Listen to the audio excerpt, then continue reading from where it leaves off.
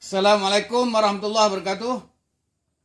Alhamdulillah, ini kita membicarakan sejarah Islam, sejarah politik Islam pada zaman Nabi Nuh alaihissalam. Nabi Nuh alaihissalam dalam sejarah politiknya hampir 1000 tahun juga, lama masa pemerintahan. Dalam usahanya mereka itu dia terlebih dahulu menyampaikan surat dakwah selama 600 tahun, berdakwah kepada masyarakat atau kaumnya supaya beriman kepada Allah Subhanahu wa taala. Tapi dalam masa sampai 600 tahun hanya ada 80 orang saja yang beriman. Yang selainnya tidak mau beriman. Mereka memberi ancaman kepada Nabi Nuh alaihissalam. Hai Nuh, sekiranya kamu terus menyampaikan dakwah, kami akan bertindak sesuatu atas diri kamu. Jadi dengan sebab itu Nabi Nuh berdoa kepada Allah Subhanahu wa taala, ya Allah ya Tuhanku, tenggelamkanlah kaumku yang tidak beriman ini. Dan Allah memerintahkan kepada Nabi Nuh untuk membuat sebuah kapal. Kemudian Allah menurunkan hujan yang lebat dan juga berlaku mata air keluar di bumi, menyebabkan suatu banjir yang besar. Dan Nabi Nuh alaihissalam memuatkan atas kapalnya yang mempunyai 3 tingkat itu di kalangan manusia yang beriman, haiwan, termasuklah burung-burung dan berbagai jenis haiwan yang liar. Kemudian berlayarlah Nabi Nuh alaihissalam selama 6 bulan. Kemudian kapal ini berlabuh di sebuah bukit di Babil, Bukit Jud, dan disitulah terbentuknya sebuah kerajaan pemerintahan Nabi Nuh alaihissalam dikenali Madinatus Samanin. Kota 80 orang. Manusia dunia ni hanya tinggal 80 orang itu saja. Yang lain semuanya mati, ditenggelamkan dengan banjir yang besar.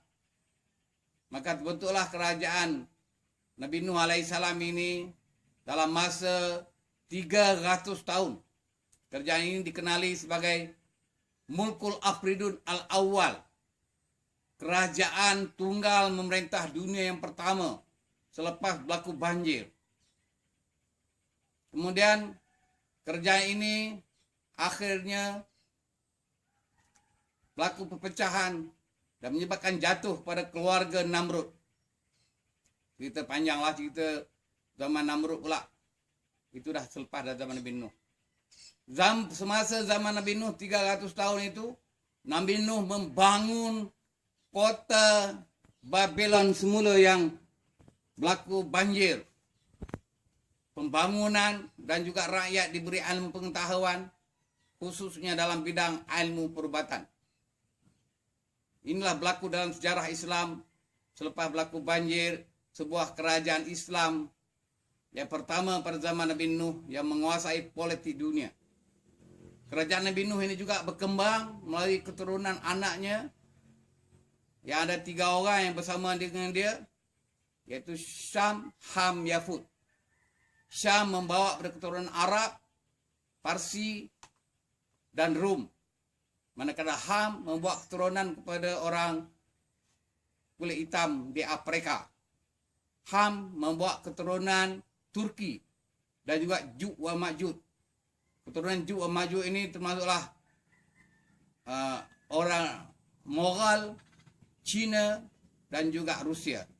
Ini adalah berkembang pengaruh kuasa politik zaman Nabi Nuh ini sudah sampai ke Cina, sudah sampai ke Rusia, sudah sampai ke Yaman, sudah sampai ke Afrika, sudah sampai ke Rum, menjadi suatu kuasa besar dunia, lebih besar daripada zaman Nabi Adam alaihissalam. Inilah satu kerajaan yang memerintah dunia yang besar, menguasai politik dunia selepas berlakunya banjir. Kemudian berlaku perpecahan, menyebabkan kerajaan Nabi Nuh ini tumbang dan keluarga Namrud menguasai politik di Babylon. Kemudian Allah Ta'ala utuskan Nabi Ibrahim alaihissalam. Wabillahi taufiq wal hidayah. Assalamualaikum warahmatullahi wabarakatuh.